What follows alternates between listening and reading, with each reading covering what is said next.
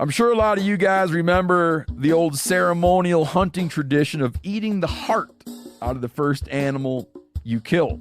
Meat from those organs are among the most nutrient-rich foods on the planet. You can get those same benefits your ancestors craved via convenient daily capsules from Heart and Soil. Find out more at heartandsoil.co. And remember, use code MeatEater for 10% off your purchase. There's nothing like snook hook sets at dawn or catching a tarpon in the moonlight. Find your next fishing trip made easy on fishingbooker.com and experience the magic of the Sunshine State or any other destination on your fishing bucket list. Book a blue water adventure in search of sailfish or go snapper fishing with the kids.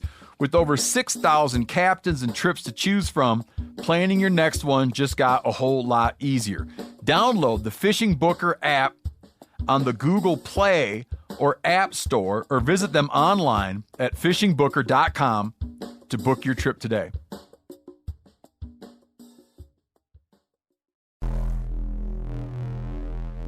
Welcome to the Wired to Hunt podcast, your home for deer hunting news, stories, and strategies. And now, your host, Mark Kenyon. Welcome to the Wired to Hunt podcast. I'm your host, Mark Kenyon, and this is episode number 123. Today on the show, we're joined by Gordon Whittington of North American Whitetail magazine, and we're discussing the challenges of hunting October bucks and a whole lot more.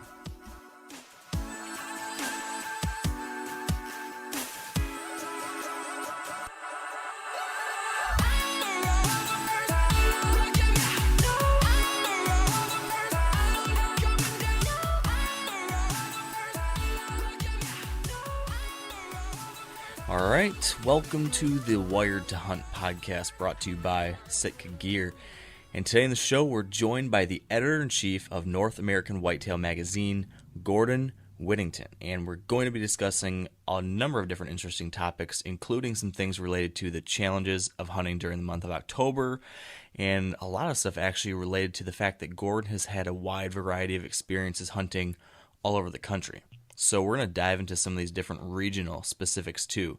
Maybe some stuff about hunting in Texas, maybe some stuff about hunting in the Southeast, how that all compares with the Midwest, and different stuff along those lines. So it's going to be interesting. But before we get Gordon on the line with us, it's been a long while actually since Dan and I have been able to catch up and fill all of you in on how our seasons are going so far. So Mr. Co-host Daniel Johnson, it's good to have you back.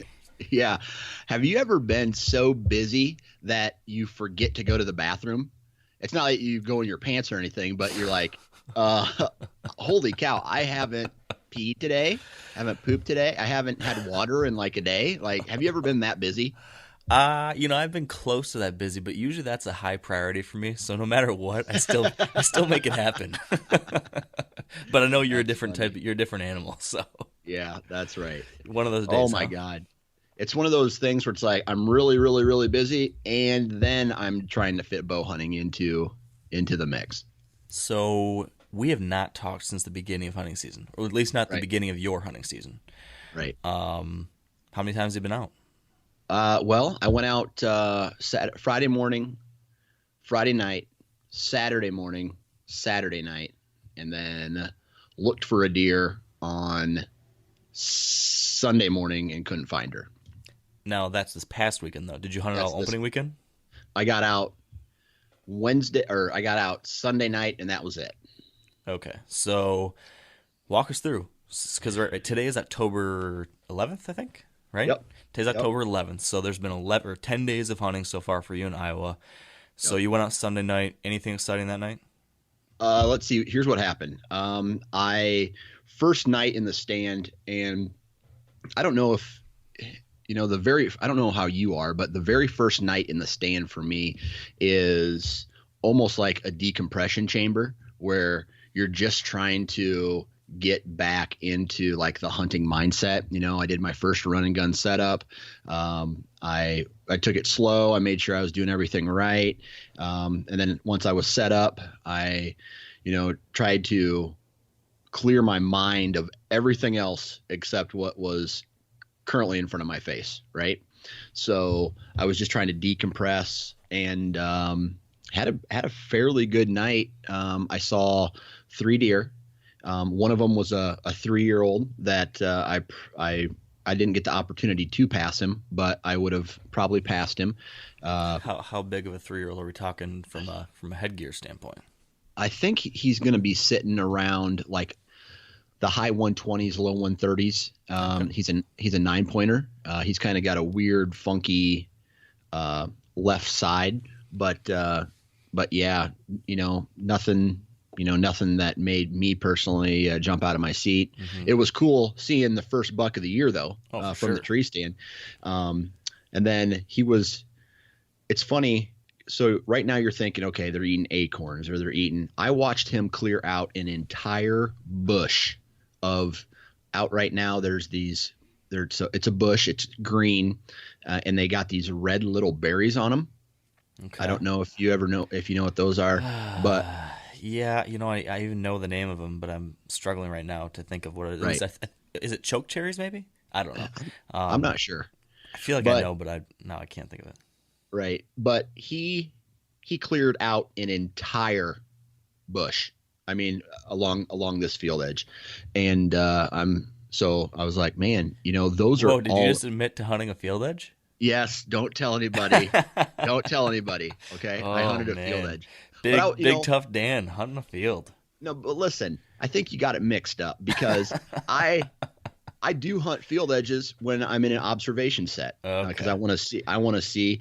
But when I go in for the dive in, I'm not hunting field edges. Yeah, however, this I saw him clear out this entire bush. 2 does came out, and he starts pushing them like he's putting his nose to the ground, sniffing, and doing a half-assed type of chase. You know what I mean? Mm-hmm. They weren't having it. He knew it wasn't time, so they just all kind of mingled around this little inside corner of a field for a while, and then right at last light, another deer stepped out. It was a dark-bodied, bigger body. I couldn't see the head on it, but it pushed that other buck out of the picture, and the does kind of just started working their way away. And this other deer, by the time it kind of got to where I could see, it was too dark. So I don't know what that was. Could have been one of the bigger bucks on the property, but nothing. I couldn't tell what it was. Interesting. So pretty good first sit though. So then the week passes, we got that big cold front that came through this past weekend. So you took Friday off, huh? Took Friday off, hit the stand Friday morning, saw 3 Larrys or dinks, and then 1 doe. They all 4 came out at one time and just kind of milled around this low spot in the field before they headed into the timber. I checked trail cameras, came back home for a little bit, then headed down to my main farm and for Friday night's hunt, and had an absolutely awesome hunt. I was kind of doing another observation type of sit, but knowing what works their way through there. And after consulting Deer Lab, I don't know if you use that or not. Oh, yeah. So, I'm using my Deer Lab. I'm going up and I'm saying, okay, last year at this time, or 2014 or 2013, let's just check my trail camera pictures that I have uploaded on there. And they are, saying that I have some activity at this certain fence crossing. All right. So I'm going to go sit there. It's not only a good observation stand, I can see everything coming in, but statistically it's a high spot because my goal was to shoot a doe. Well, the short story is I have 5 does come from the south, 3 does come from the north, and they're walking through this bean field that has been blown over by wind, and it's making a lot of noise, almost the sound like me walking through it. So the does to the south get scared and start blowing at the does to the north, which ends up scaring the does to the north, and they all kind of run away. So so they spooked each other. Now after a while, they all came out back again. I ended up passing a really big bodied 3-year-old with like 125, 130 inch non-typical. he may have been a little bigger than 930, but he had like a 4-point side, and then it was a 5-point side, real small, and then it's like a crazy non-typical double brow with like a twisted kind of a drop type of deal. Dude, but that's awesome. But yeah, it was a pretty decent buck, and then passed 2 more fork horns, and then probably with about 45 minutes left in the night, I start hearing what I thought was rattling in the distance. So I put my binos up into this, through the tree line, and I can see 2 bucks sparring. They weren't fighting, but they were tickling each other's antlers. And one of them was, I believe, I couldn't tell because there's so many leaves still on the tree, but I believe one of them was a buck that I have put on my hit list, kind of an 8-pointer with his brows are split like banana peels. Like they don't split and go up. They split and both kind of peel down. Wow. So that's a 4-year-old, I believe. And other than that, then, the does never did get close enough to within shooting range because they got spooked, and then they all came out further down the fence line into this cornfield. So that was over. Then the wind shifted, so I wasn't able to hunt in that area for the following day. The next morning I went to what I thought was going to be a historical travel pattern or travel corridor back to the bedding area in a different area. Didn't see any deer. I heard them cross the ravine, but I couldn't see them. They were too far down. And then Saturday night, I went to this little back pocket where I had were in the past, when the corn's in there, they feel very comfortable coming into this corner of this different cornfield, and they just hang out there. I bumped one doe at 2:30 or one buck 2:30 in the afternoon walking in, who was already in this cornfield, and then I set up. He came back out, and what else? So I'm sitting there. I'm just kind of hanging out, waiting for it to get to the good time of the night, and a doe and a buck. A buck's already following this doe, and it's maybe a 100-inch buck, maybe a 8-pointer, and he's kind of following this doe real close. And I'm by this time I'm standing up, looking down, and the doe looks at my bottom stick on my tree. On the tree, my bottom lone wolf stick, follows every stick up and looks at me and blows and runs into the timber. She didn't know what I was, so she blew.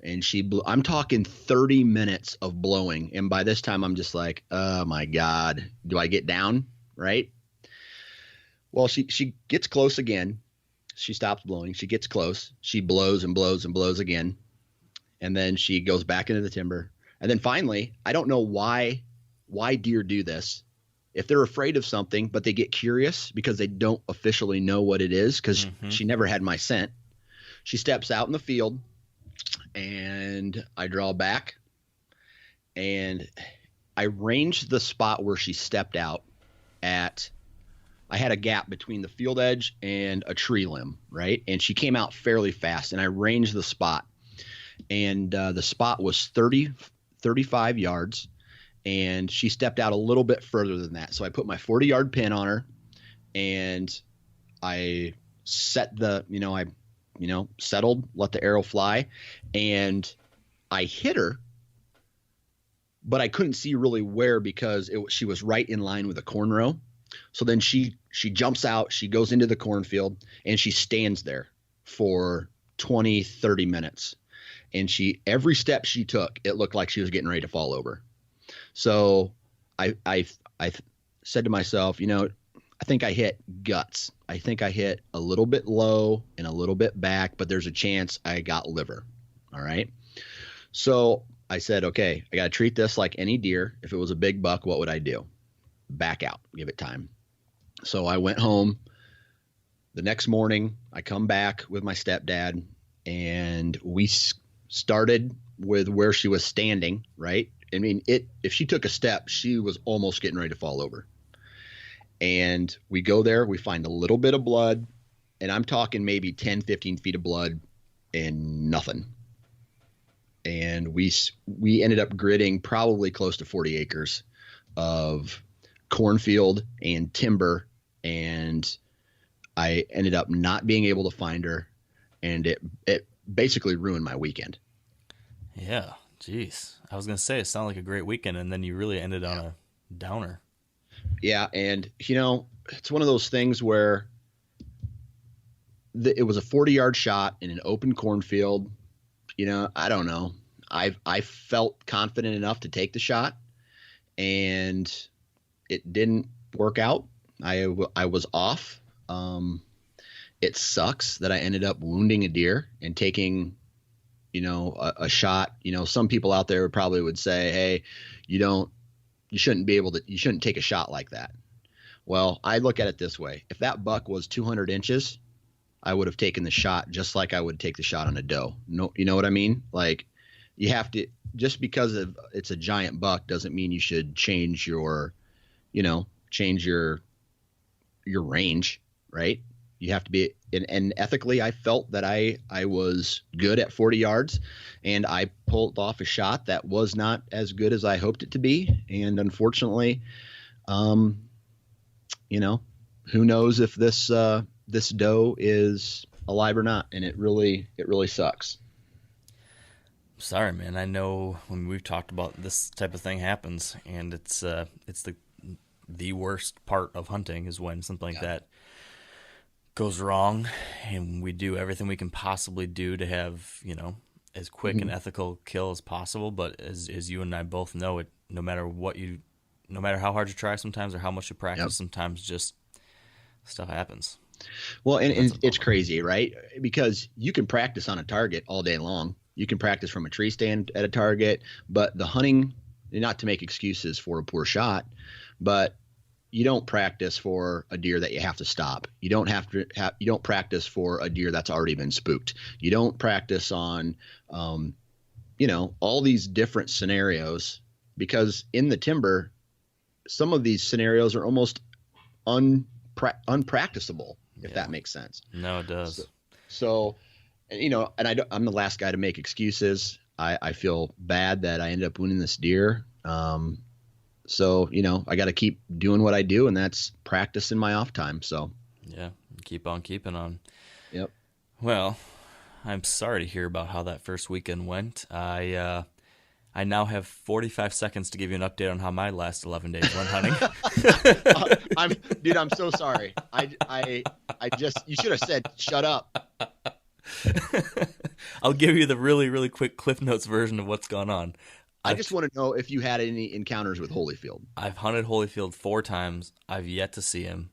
I saw one other potential shooter at one of my other stand locations while I was hunting one spot. I saw him like 400 yards away.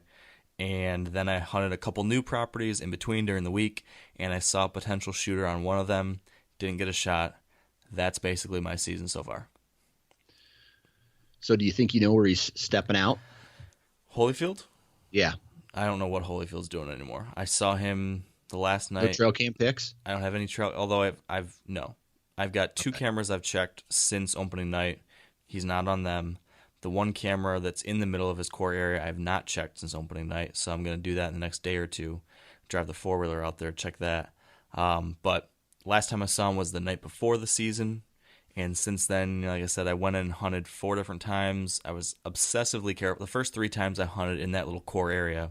Right. Once in the ground blind where I put waders on and walked up a stream for like 150 yards to get into this little spot. Then I crawled on all hands and knees to get into the back of this ground blind so that no possible way anything could hear me, see me, smell me, etc. Didn't see anything that night. Then the next day, the next 2 hunts, I hunted a tree stand in that area, and I took like this crazy roundabout route that I've never done before, but I'm just like trying to take every possible thing I can do to reduce the chances of this buck seeing me or hearing me when I sneak in if he was bedded up near in the front there, and still didn't see him. I mean, everything was pretty darn great. I didn't spook any deer. I never, at least that I heard or saw, I never spooked any deer. But just, He wasn't moving. So there could be a million different reasons why. Maybe he Right. still did hear me or saw me or smell me.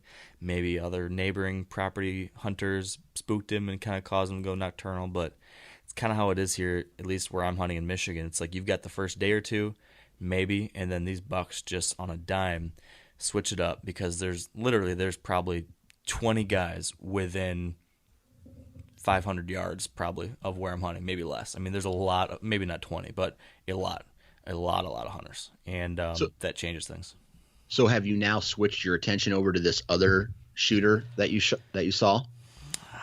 I still am focusing on Holyfield. I'm basically pulling out, though, and I'm not going to hunt again until either I get daylight trail camera pictures or late October cold front happens. Otherwise, I'm just laying off this property completely now. Now, that said, if I get to that time period and it starts getting good and I go into hunt, and if I see this other buck, and I actually saw another buck from the road one night I didn't hunt, I still was able to scout just at last light, and I saw a different buck that was super crazy wide. I've never seen a buck this wide on this property before. He might be a 4-year-old or 3-year-old, I don't know. Nice. So if one of those two other bucks shows up and presents me a great shot opportunity, I'm going to have a decision to make. I don't know what I would do right now, because I'd love to kill Holyfield, but at the same time, in Michigan, if you get a shot at a 3-year-old or 4-year-old buck, and if it's 120 or something like that, I mean, that's a really, really, really rare deer here. And if you get one opportunity a year, you're in the top 5%. So I don't know if I can pass up that opportunity. If I did end up shooting one of those bucks, then I would lay off the property the rest of the year, and I would let Holyfield hopefully just create a sanctuary again and hopefully hunt him again at 5. So maybe that'll happen, or maybe I'm just going to focus on Holyfield. That's my number one best option. I hope that's what happens, but just got to see how it plays out, I guess. How many trail cameras do you have right now surrounding where you think Holyfield lives? I have 3 on that property right now. I'm going to add a 4th here in the next day or two when I go out. I'm going to go out, take the 4-wheeler, and just check these cameras that I haven't been able to get to, because I've been so careful not to go in there. But now, since I'm not going to hunt it for like another 3 weeks, I'm going to take the 4-wheeler and drive up to these edges where I can just easily change out the cards and batteries on these cameras and just get them ready to be, hopefully collecting some intel for me over these next 3 weeks. And then, once we get to that late October time period, then I'm going to try again. All right, man. Well, good luck.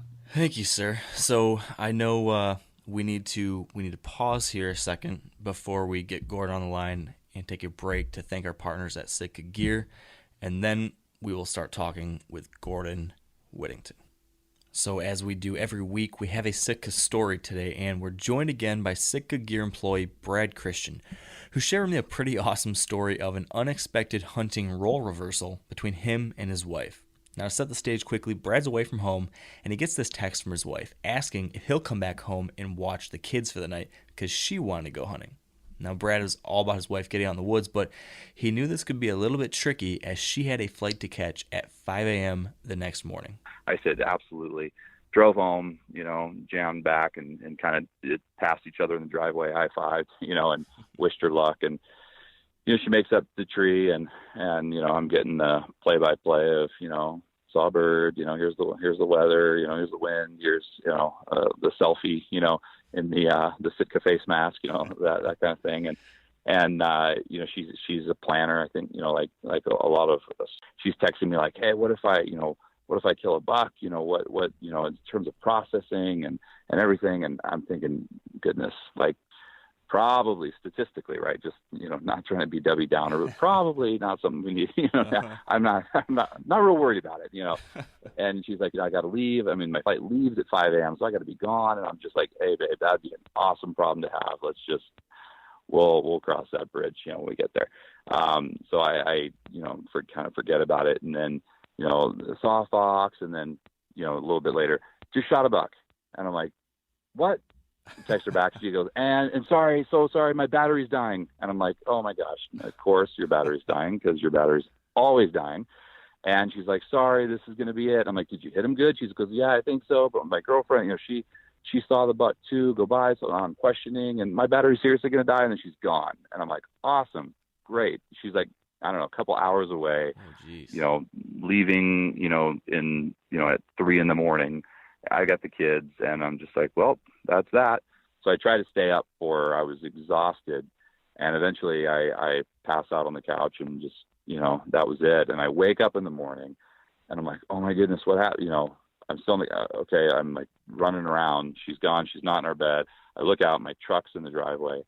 And so I beeline it out there and I drop the tailgate down, and there's this buck laying in the bed of my truck and there's a piece of computer paper that's like pierced by the G2. It's just hanging there that says, "Thanks, Mr. Mom. I'll text you my processing instructions." That's awesome. Pretty awesome indeed. That was a Sitka story. And if you'd like to learn more about Sitka Gear's technical hunting apparel, you can visit sitkagear.com. And now let's get back to the show and give Gordon a call. All right, with us on the line now is Gordon Whittington. Welcome to the show, Gordon. Glad to be here, guys. Yeah, we appreciate you taking the time, especially, during hunting season. I always feel bad trying to get people to come on the show during hunting season in an afternoon when I know a lot of people are thinking about hunting at least. So appreciate you doing that, Gordon. And I guess before we dive into talking about that topic, hunting right now, I guess it'd be, I think, helpful for all of us to hear a little bit about who you are, some of your background. I briefly introduced you at the beginning of the show. Folks, I'm sure, are familiar with what you've done with North American Whitetail, but I guess how'd you get to this point? Well, that's an interesting question. I grew up on a cattle ranch in central Texas, killed my first deer when I was 7. That was 1963. I was sitting on my grandfather's knee, shooting an open-sighted 32-20 Model 92 Winchester carbine. There was only a few hundred serial numbers apart from the one John Wayne used in True Grit. So, wow. Oh, wow. I guess that's my earliest claim to fame, if there was such a thing. But it was a doe, and I've told many people, I say, look, I shot that doe through the heart, and at the same moment, deer hunting shot me through the heart, because I absolutely never after that could think of anything cooler than deer hunting. And I'd grown up on a ranch, like I say, and my parents were in the meat processing business, so they not only were in the cattle business, but every fall they would take in 800 to 1,000 deer to process, and this was, 50 years ago now. And so I grew up around that, and hunters bringing in deer and just being around all of that. And my talent, such as it was, I knew it was never going to be in engineering or mathematics or anything like that. And I wasn't going to play in the NBA, little old me. So I kind of figured, I need to figure out something that I can do with language. And my love was to deal with, was to write and with dealing with images and just trying to convey and communicate information. And it turned out that deer hunting was a perfect entree into that for me, as it turned out to be at a time when the whitetail population was starting to grow. We were starting to get more specialized media, and I came aboard North American Whitetail just as that wave was starting to swell in the early 80s, and I put my surfboard up on top of it, and I've been riding it ever since. But I know I'm getting close to shore now because I'm 60 years old, but I'm still having a good time. That's awesome. So given you have a unique perspective, I think, compared to a lot of us, in that you got to observe this rise in this wave of deer hunting media and excitement and the this big buck hysteria of sorts maybe that we're living in now. I'm kind of curious, what are your thoughts on where things have gone from that time that North American Whitetail first started to where we are now today? Well, if you look back in the early 80s, North American Whitetail, its very first issue came out in the fall of 1982. So we've been at it a little over 3 decades now. And I came aboard and I wrote 2 articles for the 3rd issue of the magazine. That was in early 83. And I was still living in Texas at the time. And the magazine was founded here in the Atlanta area. And in summer of 84, I moved over here to actually work on the magazine. And I've been here ever since. So I have kind of been here through, the long haul of it, if you will. Certainly there were a lot of people very interested in whitetail deer long before I was born, and certainly the whitetail has been important in American hunting, in North American hunting for centuries now. But the restoration that was really just, coming on strong in the 60s and 70s and obviously 80s and 90s all the way up into the early 2000s, across much of North America, particularly the Midwest and some parts of the Northeast, I think we saw that there was just this latent interest in big game hunting that otherwise was not available for people. And so it was such a rush for them to get to go out and hunt something besides squirrels and rabbits, or ducks, and really go out and feel like they were big game hunting in a part of the country where that had been absent for a while. And so I think that was part of the mystique and the allure of it that really got people chummed up and interested in not just shooting deer, but as they started to find out that there were giant deer, at least had existed in the past, whether they still did or not, people were fascinated by these big deer. And who doesn't want to shoot a big deer after you know they exist? I mean, you know that old 6-pointer, that hangs out behind the farm pond. He looks pretty good to you until you've been to the deer show and seen the hole in the horn buck hanging there, and all of a sudden you realize there's a different world out there than I live in. And yet it's here in North America, and regular people sometimes are the guys shooting these mega giant deer. Well, I think that dream and fantasy of being one of those guys and having a chance to really kind of live out that fantasy, I think that was a big part of the allure of the mega buck, if you will, back in the 80s and 90s in particular. Some people feel like now, well, we've seen so many giant deer. There's so many farm deer now. There's so many videos. There's so many sheds. There's so many everything out there, collections in stores, replicas, you name it, that there is a certain amount of what I think Dr. Kroll has often referenced as antler fatigue. We don't have any less interest in shooting these mega giant deer. We're still excited about the idea of it, but seeing these giant deer that 30 years ago were totally unknown and now somewhat more common, whether through social media, whether through just the general blitz of media in general, including us here at North American Whitetail. I do think that's taken some of the mystique, if you will, off the world-class buck, but nonetheless, hunting those deer is still as magical as it ever was, and maybe more so. Yeah. What is it about a giant buck that has guys like us daydreaming all year round? What do you think that draw is? Well, there's several things, I believe. I mean, as impressive as a giant pronghorn antelope or a mountain goat is, they all pretty much look like the same animal. Some are a little bit bigger than others.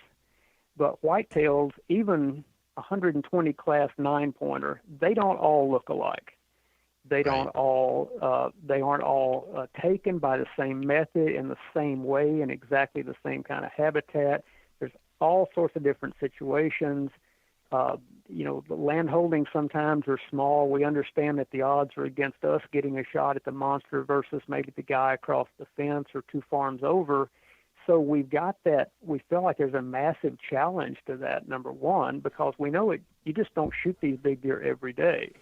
And sometimes you go 50 years and you never get a chance at a 150-inch deer, and yet you could be the best hunter in your county, but you just don't have big deer to hunt.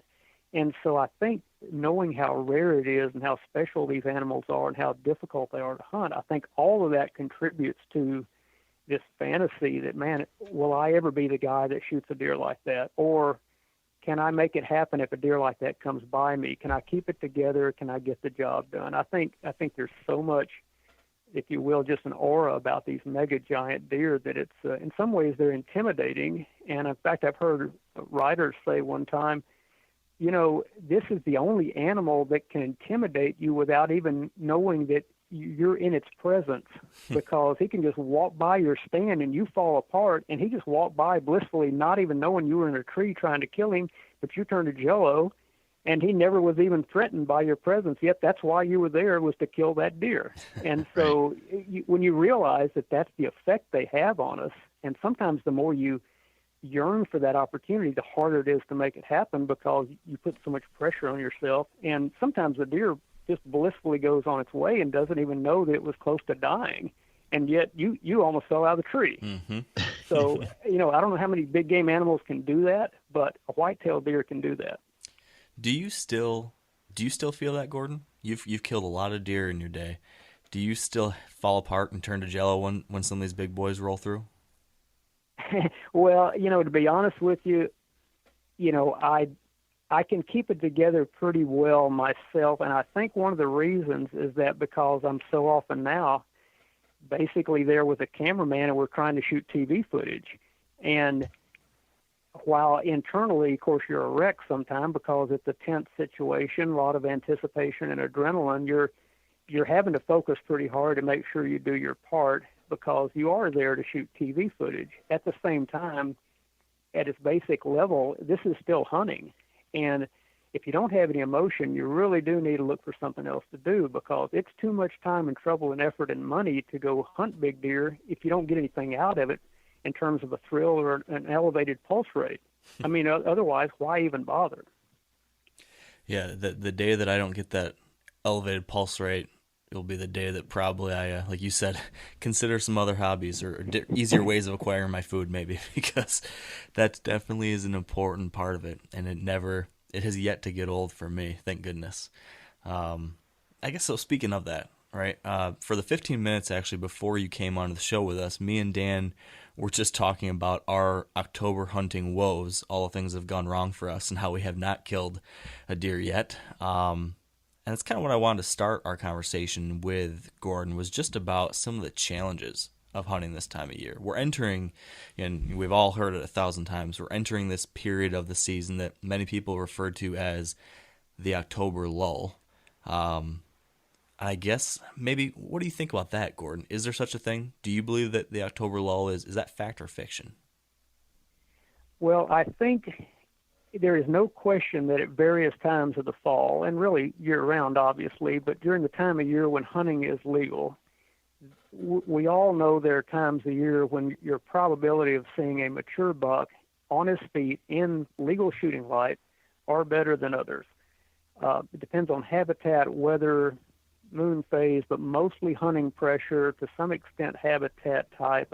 There's all these different factors involved, deer densities, so many things. But I would say that in general, if you talk to the guys who have, let's say, like in Michigan, October 1 bow opener, Illinois that way, right around October 1 at least, you've got, the deer have been out of velvet for 3 weeks to a month. The bucks are, of course, somewhat reclusive and solitary, really, when they come out of velvet. They come out of their bachelor groups. They really go into a short travel pattern. They don't move much in daylight. Even if they're not spooked or being hunted, they're not moving a long way to food. And, maybe out in the prairie of Wyoming, you've got deer walking 2 miles to an alfalfa field and back, even in early season. But for the most part, in most habitats, you have deer on a very short travel pattern. And that's, compounded by the fact that then suddenly we get the acorns and the other fall mass that starts to come into play. And that's mostly back in the woods.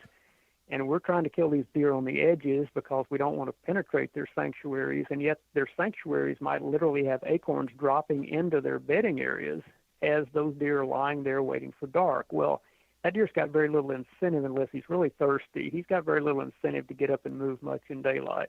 And I think if you look at radio telemetry and you look at all the different GPS studies that have been done on wild deer, you'll see that mature bucks just have a very short travel pattern at this time of year. So there aren't, if you have the terminus, let's say, is a food plot, and it may be the best food plot in the county, and you may have the best bedding area 200 yards away from there in a swamp or something, if that buck is in that swamp and he's going to that food plot at night, he's got very little ground to cover to get there, and he can get on his feet right at dark, stretch a little bit, rub his rack a couple of times, and then prance right out to the food plot, and he's already too late for you to kill him. Now, that's just a fact of life. That, hunting pressure didn't necessarily cause that. It might have accentuated that pattern, but it didn't really cause it. He's just got no incentive to get there early.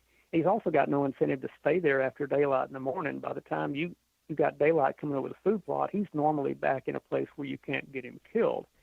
So these are just realities. And he's not very responsive to rattling or calling, generally speaking. You don't want to do a deer drive. There's all sorts of things that you're not going to do in early season that otherwise might compensate for that lack of mobility on his part, or his lack of a daytime pattern.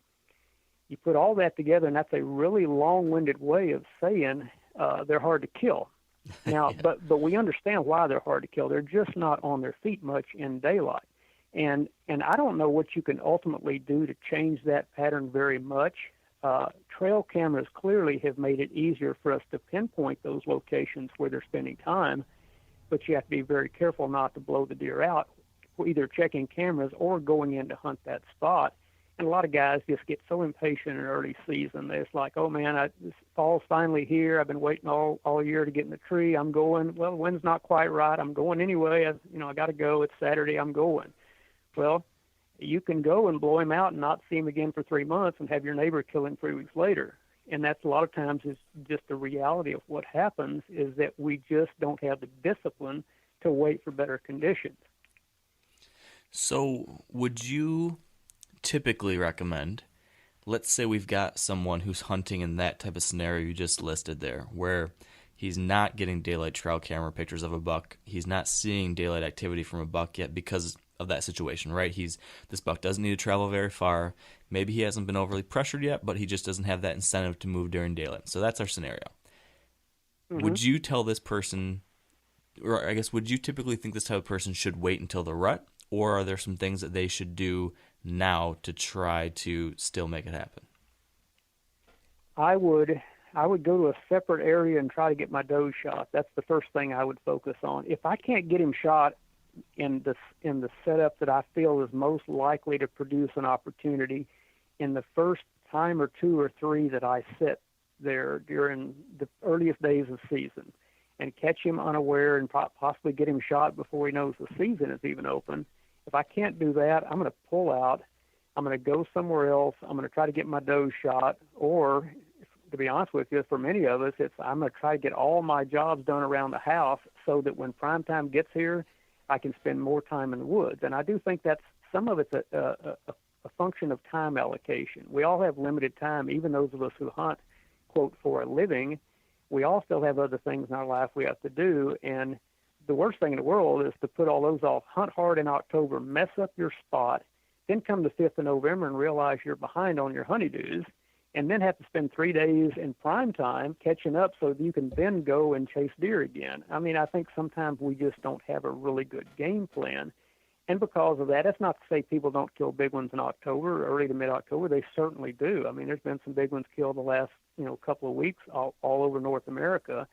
But the number of people hunting relative to the number of big deer opportunities is a pretty skewed ratio. Yeah, definitely. I mean, I think it's hard to argue with that. It's definitely possible, but at the same time, it's challenging. And at least from everything I've ever learned and from all the different people we've talked to on this podcast, I think, one of the big things it comes down to is, there's certain types of conditions or certain little weak spots in a big buck's armor of sorts that you can take advantage of if you have that perfect scenario for it. But 8 times out of 10, either you don't have that scenario or you don't have all the intel that you need to make a smart move or whatever it might be.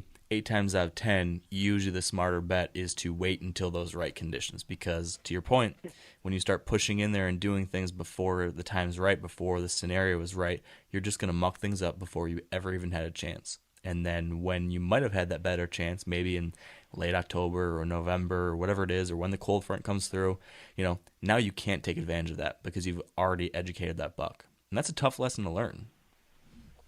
Yeah, it's difficult, and I could never blame anybody for saying, look, I just flat enjoy being in the deer woods, and even if it messes up my chances of killing the big one, I want to go.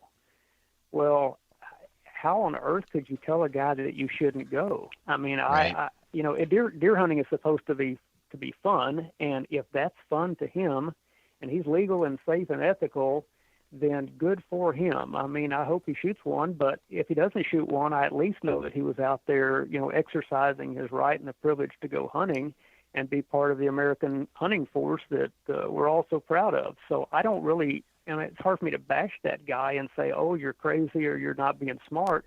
I mean, I would like for him to see the payoff for doing things a little different way, but I'm never going to bash him because he made a, quote, poor decision and educated the buck that he might have otherwise shot. I mean, that's his call, not mine. Yeah.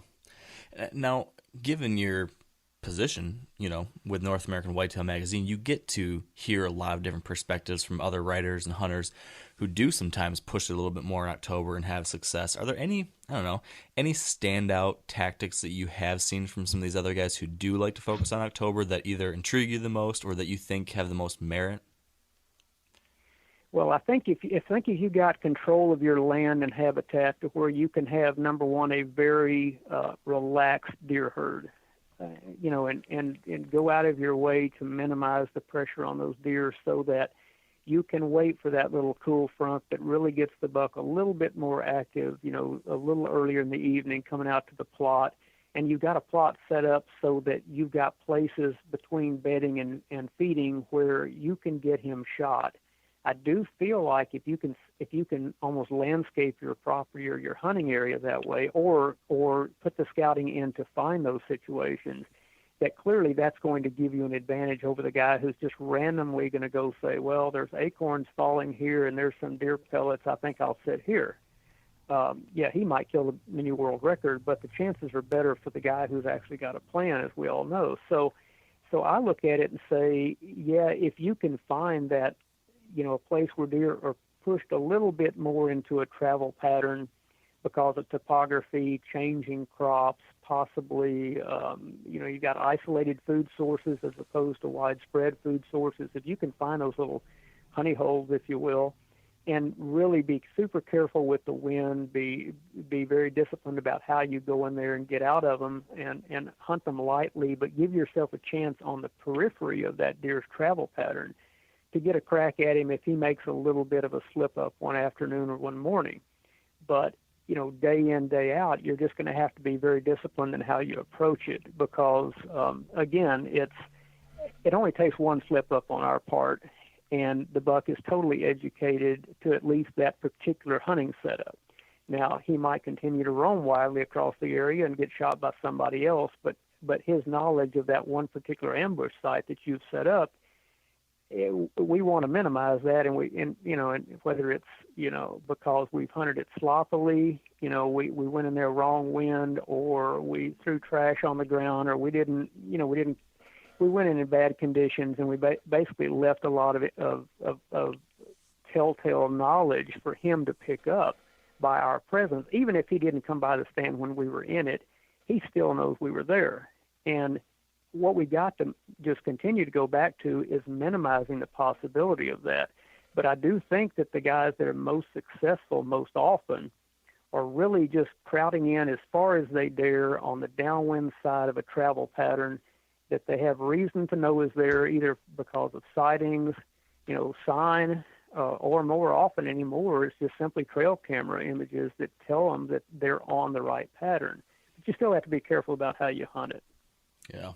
And speaking of that whole topic of, just being particularly careful about everything related to hunting pressure, you might remember I actually wrote an article for North American Whitetail a few years ago about how I personally have decided to minimize almost completely the number of mornings that I hunt during, early to mid-October.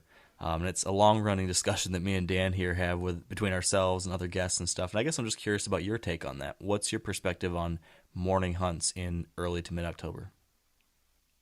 Well, I have shot some bucks in the morning in, let's say, the third week of October, 20th, 25th, somewhere in there, where, of course, the later you get in October, generally speaking, the better things are going to get. I have had a little bit of luck on some early bucks starting to cruise small isolated food plots, and sometimes even coming into a buck decoy. And I've had pretty good luck doing that. I do feel like that kind of minimizes my disturbance of any real security cover because I'm out there on the edge of an opening, and I can hunt that way. And if he comes out and he sees a decoy and he's responsive to it, then he comes around, gives me a shot, he's the right buck, then I'm golden. If it doesn't happen, I've at least not disturbed any significant security cover in the process. I can back out, take my decoy, and go home. So I have seen, sometimes you tend to think, I've got to be back in the deepest, darkest swamp to kill one, during this lull period. Maybe not, but you do need a little bit of weather or something to get that buck a little bit more interested in what's about to come in November. And if you get that set of conditions, I do think that's a great time to get a shot at at some relatively mature buck. What are your thoughts on all this, Dan? I just have a question. I always like to learn from how I fail. What do you think from a hunter standpoint what do we fail at the most, and then how should we fix that failure by learning? Well, here's the thing. If you ever run into some guy who's bragging about how smart he was or what a great hunter he was because he finally killed the big buck, what I like to do is turn it around the other way and say, look, if you want to take credit for every time you kill a big one, you also have to take the blame for every time you don't kill one. And right. That ratio will not be favorable for anybody. No. Because we're all going to fail dozens and dozens and dozens of times. And when I say fail, I mean fail to fill a tag with a mature buck. It doesn't mean that we did anything wrong, and maybe he just didn't come by that day, and maybe we hunted him on the only place in our potential hunting area where we had a chance, and he just didn't walk by that day. We can't make him walk by. So sometimes you have to understand that there's a lot of patience involved here. I believe it was Gene Winslow who said many years ago, the great Gene Winslow, who said, if for us to have a successful season, we've only got to be right one time. We hunt 100 days, but we only got to be right one time, and we won. The buck, to have an unsuccessful season, only has to be wrong one time. So, if you look at it that way, then he ends up dead. So if you look right. at it that way, you realize our stakes are much, much lower than his, and the fact that we didn't see him does not mean that we messed up. It might mean that he just wasn't there that day. We couldn't hunt where he was. It might mean that he never got out of his bed that day, and we were unwilling to push him out of his bed to see him so we could say, we saw a big buck. It doesn't do any good to say you saw a big buck if you don't get a good shot. All you did was mess up your spot. So a lot of times what people term as failure, oh, too bad you had a bad hunt, you didn't kill one. Hey, some of the best hunts I've ever been on, I never even saw a big deer. I just loved the people I was with, the time I was there, the countryside, the challenge, the whole feel of the trip was a great trip. And yet I totally got skunked, so I, quote, failed. And other times I've killed a big deer, but I just didn't particularly like the experience because there were people problems or something about it just wasn't that much fun. And so while I have a nice deer on my wall, I don't look at that as necessarily a, quote, overwhelming success either, because a big part of what I was going for was fun and the chance to be out in creation and to enjoy myself. So some of it comes down to success and failure, frankly, goes beyond the whether or not you fill the tag. So we have to be realistic about even why we're out there. And I think once we take a little pressure off ourselves, I think we just enjoy the hunt more, and frankly, sometimes we hunt better. Yeah. Do you think that a lot of hunters are putting pressure on themselves to, I don't know, maybe they're hunting for the wrong reasons? I don't think there's any question that that's the case. If we could get, ego, which is of course is just a basic human frailty, if you will. I mean, I think that everybody's got some ego, and yet when we let it dominate, I want to kill a big deer because I want to kill an 11-pointer because old Joe's never killed an 11-pointer. I want to kill a deer bigger than Joe's killed, or I want a deer that scores more than so-and-so, or I want people to think I'm the great hunter instead of so-and-so. Well, why are you even out there then? Because only one guy's going to kill, or one woman's going to kill the biggest one. Everybody else then theoretically is a failure. If you don't kill the biggest one, I guess you're all losers, right? Well, I'd hate to think that that's how we gauge deer hunting, but yet some people are that way. And I think perhaps the emphasis on score and ranking and perhaps pro staffing, television, all the perception by the, quote, regular person that, the people out in front of the cameras or in the ads or in the TV, in the magazine articles, perhaps they're, they think they're better than us, or you never know how people's minds work. I mean, everybody's different. We know that. But I do think there's a lot of people that there's just an inherent envy factor here. And I don't blame them for being envious of the opportunities other people have. I think it goes without saying that they see somebody on TV shooting a monster buck out in beautiful country, they'd say, golly, I wish that was me. But I think that's human nature. But at the same time, I do think if you let it control you and drive you, you can. That's where we end up, frankly, with some real legal issues. We certainly end up with ethical problems, and I think we get just a lot of bad blood. And none of that is productive for deer hunting. Yeah, very true. It's something that I think that social media we actually had an episode about this relatively recent where we were just talking about this, and that I think social media sometimes is like a compounding factor on all these things, right? When you now have the ability to, everyone can share, everyone sees what everyone else has done or has killed or is doing or whatever it might be, everyone can comment, and it sometimes creates a nasty situation at times that I think seems to then continue this vicious cycle that is a challenge, I think, today, maybe more so than it ever has been. Well, you know what you run into sometimes is, I mean, if a buck is too big, if a buck is so big that you just have a hard time believing that he's even real, if you put it on Facebook, there will be a response sooner or later, usually within the first hour. Well, it looks like it's out of a high fence to me, or I think that was poached, or so-and-so bought that off a game farm, or fill in the blank. I mean, it'll be something negative.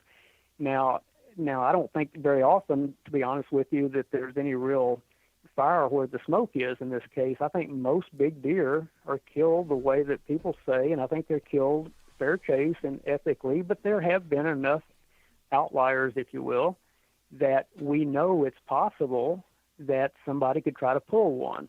And even if the deer is not killed illegally in a high fence, I mean, the perception that you're trying to pull something by bragging about a high fence deer and not saying that it's high fence, I think that has got people pretty leery of some of the really big deer that were legitimately taken. And so, I told somebody one time, I said, my dream is to have shot so many giant bucks that everybody thinks I'm a poacher, but it's a joke, but in some ways it's almost true. It's like, if you've killed very many really big deer, there is somebody that thinks you must be doing it wrong because, well, after all, they lived there their whole life and they'd never killed one that big. Yeah. And the only alternative to you being a poacher is that you're a better hunter than they are, and they can't handle that, so they'll look That's for an impossible. excuse. Yeah, and so that's just how people are. I guess, again, human nature explains a lot of these problems, but social media has only made it easier for bad human nature to be evidenced to other people. Yeah, that's the truth. Well, pivoting off of this, back to a brighter topic, I suppose. Back to killing deer. Sure. You mentioned trail cameras a little bit as one of the pieces of the puzzle sometimes for people in October. I'm just kind of curious to hear about your overall take on how you're utilizing trail cameras throughout the year. We always like to kind of hear everyone's different perspective on this, as it's, of course, one of the most commonly used and probably positively used tools out there for helping deer hunters. Is that a big piece of what you're doing? I don't use them as religiously as some people do, and part of that is because I tend not to hunt the same locations as nearly as often as the average person does. For instance, this year I was in Wyoming a few weeks ago. Dr. Kroll and I were hunting out there. It was a ranch I'd never been to before. I don't know if I'll ever be there again. They were using trail cameras heavily, and they certainly played into our taking a couple of beautiful bucks.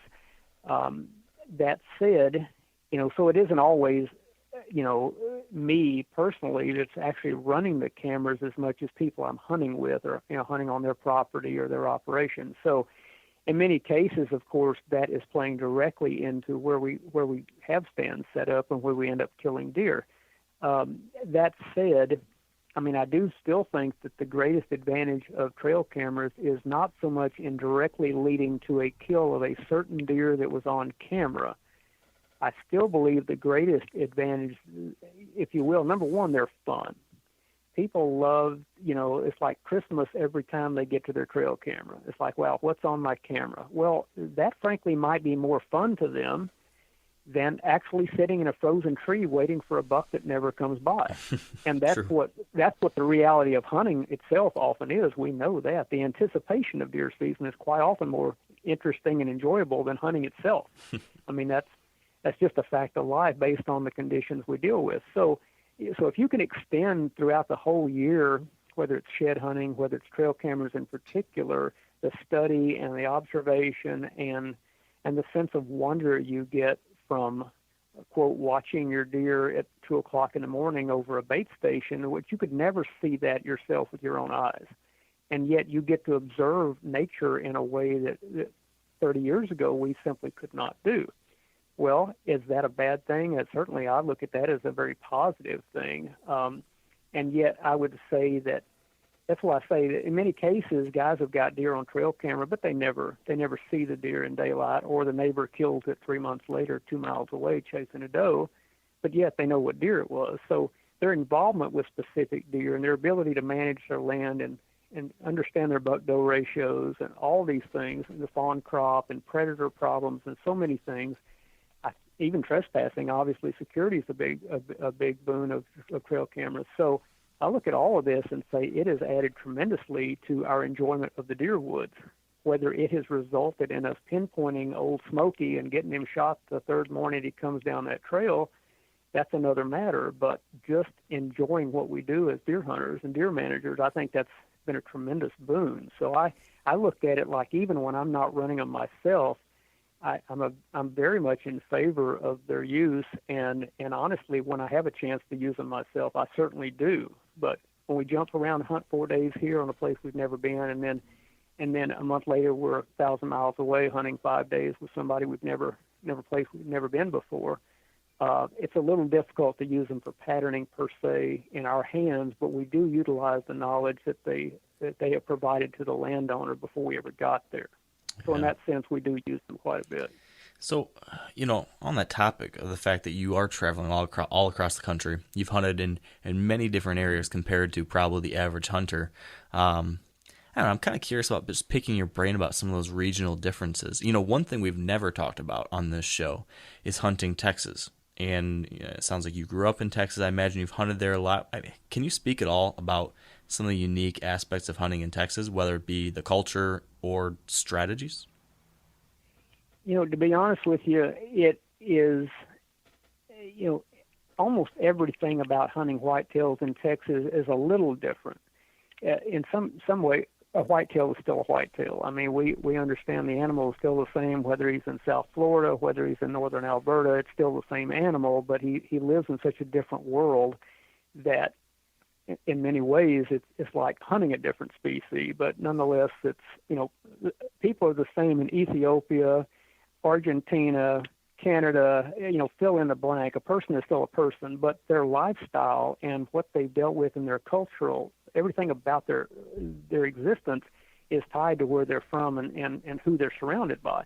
Well, deer are the same way. So Texas deer, I've often said, are, until you've been to Texas and hunted whitetails, you can't really say that you've checked all the boxes as a whitetail hunter.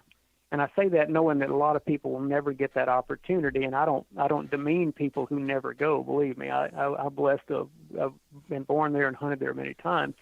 But it's a different world. You see a lot of deer, generally speaking. The deer are not terribly, running over the farthest mountain as soon as they see somebody stick their head up over the horizon. The deer are acting like deer. They're acting like deer should everywhere, but in many cases deer are hunted so hard they don't get to act that way. And yet in Texas you kind of see them act the way deer want to act. Well, that's a good thing, because that's part of the appreciation of the animal, is seeing their natural behavior. You see a lot of bucks. The deer are smaller body, but you see so many of them, who cares? And the bigger deer are still impressive. But it's the culture, it's the people, it's the size of the land holdings, it's the unique habitat, it's the hunting methods. Almost anything goes in Texas. You can ride around in a motor vehicle, don't even have to turn the motor off on private land, roll the window down and shoot one. Wow. You feel like shooting one that way, you can. Well, if it's run deer hunting in Texas, it's, I can't tell that they've got 3 million deer left. I mean, it doesn't look to me like it's exactly wiped them out. That said, I understand that that's a foreign way of hunting. It's a foreign way of looking at hunting in a general sense to a lot of people who've never been exposed to that.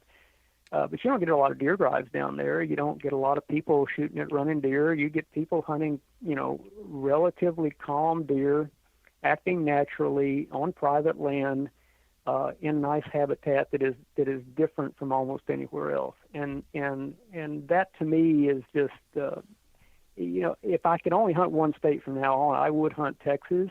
But it isn't because of the size of the deer. It's just that, Texas is my home state, and I just feel like there's so many different kinds of hunting there. It's 700 to 800 miles across the state. So, there's a lot of different habitats to hunt there. You'd never run out of different ways to hunt, and there's a lot of big bucks. And you can hunt them with a rifle and a rut. You can hunt them with a bow. You can hunt them with a crossbow. I guess you can do whatever you want to. And basically, it's just one of those special places in the deer universe. I'm blessed to have grown up there. I'll put it that way. Now, what's the public? I'm sorry. Go ahead, Mark. No, Danny, it's all you. What's the public land presence in Texas? Well, there isn't much of it. Of course, if you look at Illinois has almost none either. Iowa Right. doesn't have much. A lot of states don't have very much, but in Texas, what makes it different is that the private land is not only overwhelming, but not very much of it can be hunted for free. And it's been that way though since before I was born. I remember back to the early 60s of deer hunting in Texas, and the leasing already existed in Texas then. So when it came to the Midwest and other places, of course, it was culture shock because people just, oh my goodness, this is the end of the world. Well, it seemed normal to me because I'd grown up around it. But, so there's never been much of it in terms of public land or free access compared to most states. However, last year, a guy took a bow and killed a deer over, I think he grossed about 215 in Central Texas on public land, on Corps of Engineers land. Wow. And yet that's an area that people say, well, you can't kill a big buck there. Well, this guy killed one, big non-typical. And so there's opportunity there. North Texas up on Lake Texoma, deer over 250 have been killed in that county with a bow. So, it's not like there's no opportunity. It's just that, it's spotty and you have to know what you're looking for.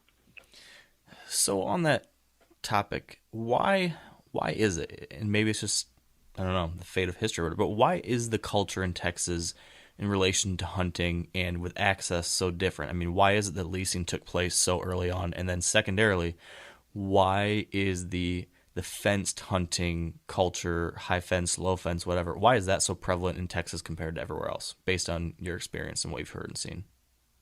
Sure. Now, of course, right up front, even with the fencing thing, most land in Texas is not high fenced. In fact, even most land in South Texas, I would say, probably is not high fenced. It's just that the fences, when you drive down a road in Texas, if there's high fence, it's right next to the road. Maybe it's on both sides, and you just think, golly, I'm in the middle of some kind of a prison compound or something. And it goes on for 30 miles. Wow. But sometimes you'll have large areas that are all high fence, all individual ranches, all fenced apart from each other. Now, of course, sometimes you're talking about a place that is 30,000 acres, and all of the brush has thorns on it, and it's so thick you can't see 20 feet unless you're on a road or on a fence line. And so you have to practically have a helicopter to see the deer that are in it, yet they're surrounded by a high fence. And so, how that began, there were people there that had the resources. There were some very wealthy ranchers there that had resources, and they either, were having neighbor problems. That's generally what causes fencing problems. Fences to be built is the old problem with neighbors. It isn't so much that, in fact, I know people that have built fences because they had food plots and they were low fence with their neighbors, and their neighbors made no effort to control the deer number. So every time this guy would plant a food plot, especially if you irrigated it, well, here came all these deer. Well, come deer season, you shoot all these does, and you think, okay, I've got my deer number down. The next year, here comes another wave because there's nothing to stop them from coming off the neighbor. So in some cases, fences were literally built to keep deer out more so than to keep deer in. nonetheless, when they are confined, I understand, as well as anybody, the rule of fair chase with BNC and PNY is you just can't have them, inside an artificial confinement of that nature, and call it fair chase. But I have also said, look, if you told me I could be a buck chasing a doe and I could be in a 50,000 acre pasture of head-high brush and cactus in South Texas, surrounded by a high fence, or I could be in a snowfield in Alberta in the one wood lot that's in this whole half a county, and I've gone in there with this doe into this wood lot in knee-deep snow, and there's 2 sets of tracks going into it and none coming out, and there's 25 guys in orange lined up in a circle around that wood lot. Which buck would I rather be? Yeah. I'd way rather be the buck in the high fence than I would that, quote, free-ranging buck in Canada, because which one's got a better chance of escaping? I mean, and it's hard to define high fence as good, bad, or otherwise. I think it's just another management tool. I understand the people that say, oh, look, well, that's not fair chase. The fact of the matter is that most people, in my opinion, who complain about fair chase, they're not worried about fair to the animal. They're worried about fair to them, quote, competing with the guy that gets to hunt inside of one. That's the reality of it. I don't believe any of these people are concerned about animal welfare. I don't think that's why they oppose high fence. They just feel like that guy's got an edge on them, and they don't like it. And nobody will ever convince me otherwise. And so I just think if people look deep in their hearts, that they will realize that's why they don't like high fence. They're not worried about the deer. Deer inside a high fence are probably better taken care of than a lot of low fence deer are. And I say all this as a guy who I've hunted high fence many, many years ago, but I don't do it anymore. But I have no problem with it as a management tool, because I know most of the people that have high fences also really love their ranches and they love their land, and they're trying to grow big deer, even though they know they can't go in the record book. They just want to do the best they can with their land, and a fence allows them to do that. So I don't put it out there as a polarizing topic as much as I just think it's poorly understood by people who've never been around it. Yeah, it's definitely something very foreign to so many of us who've never been exposed to anything like that. And I can understand how there's definitely some shades of gray, especially large properties like that. But I'm curious, Sure. would you make the same defense for one of these situations where it's the small areas, like a 20-acre enclosure where they are micro breeding with artificial insemination of these bucks and creating these gargantuan animals, et cetera, and then selling off one of those deer to be shot in there for $50,000? Is that something that is different than what you're describing? Yeah, that's animal husbandry, and that is basically you have converted deer into livestock at that point. I have no interest in hunting livestock. I don't think that's a positive image for hunting.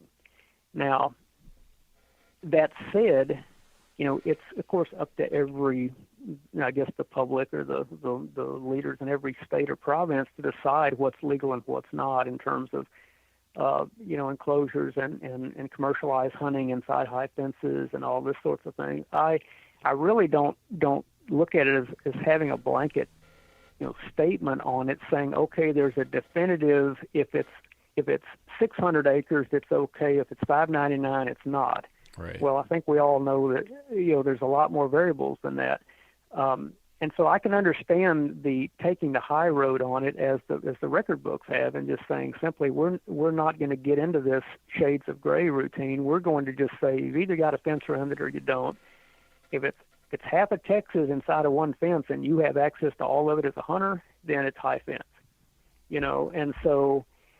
Again, there's all these different shades of gray sometimes because we have we do have the people that say, well, mine is almost all high fence, except I left the gate open on one end, and if I sit there long enough, I'll kill the buck that comes through that gate. Well, in effect, you have altered the habitat, and you've altered the deer's opportunity to escape, but you're, quote, legal, perhaps by Boone and Crockett, Pope and Young. I mean, people are always going to look for the loopholes. Right. But I would say that in general, if you start breeding animals, specifically almost if you start calling it put and take hunting, let's say, we don't look at game birds is like, well, what's the state record rooster for Minnesota? Which one had the longest tail? Well, that one was shot in the wild, but this one was a release bird, so he doesn't count. Well, same with stocked fish. I mean, we have different attitudes sometimes about big game being stalked and released, and put and take versus hunt small game birds or fish, something of that nature. We kind of differentiate that in our minds, I think. But when it comes to big game, I just don't think you can have an animal that was ever handled by man and then released back into an enclosure at any point. It's one thing to say you had a fawn that you got out of a fence, you turn him loose, and 5 years later out in the wild he became a Boone and Crockett. Well, that's different from saying you bottle fed him, or you gave him a name, or you tattooed a number in his ear, or he was walking around with a yellow ear tag in him and you shot him. All these are different shades of livestock and animal husbandry as opposed to pure wildlife management, in my opinion. I mean, my opinion doesn't count for much, but that's just my opinion. Yeah. I tend to agree with you on that. I don't personally think that. I would not call that hunting. And I think that therein lies some of the issues I take with some of those practices. But I've talked plenty about my opinion on all that on past conversations and everything. But I think you bring up an interesting point, and it's one that sometimes I sometimes fail to think through because of just not having that context. Having the experience in Texas, where I think it's easy for some of us to throw that blanket negativity on high fence when, to your point, there's very different shades of gray when it comes to that whole issue. But back to killing deer. If I'm in Texas, and this is a horrible question, I know this is a horrible question, but like I mentioned, we've never really talked about Texas hunting on this show before, and I apologize to everyone who hunts in Texas and who listens and who's thought, why don't you guys care about us? So I'm going to put a lot of pressure on you right now, Gordon. For someone hunting in Texas, that's okay. I don't mind. I'll talk about Texas all day. That's fine with me. So for somebody hunting in Texas, on their own, can you give me a Cliff Notes version overview of your best advice for killing mature deer in Texas? If you had to pick a handful of things. If the thing about it in Texas, it's all about access. If you have access where the habitat is good, it probably has a stable and relatively dense population of whitetails already there. I mean, there are some marginal habitats in northwest Texas. You get out in some real open, dry country with very little habitat. It's a little bit of linear habitat, but very fragmented. Some of that country doesn't have many deer in it. But if you get anywhere in the eastern half or two-thirds of the state, and what I would tell somebody is if you were going to go to Texas and you said, look, because we all have a budget, we may not adhere to it, but we all have some idea of what we can spend to go deer hunting every year. If somebody says, look, I've got $1,000, I've saved it for 2 years in a coffee can, I want to go to Texas and at least say I went. Okay, well, $300 of that and $320, that's going to cost you your license. So already you're down to pretty much gas money and eating Fritos, But, okay, where can you go and have a chance to kill a deer? Well, yeah, you can put in for some of these Corps of Engineer hunts. They're mostly bow hunts.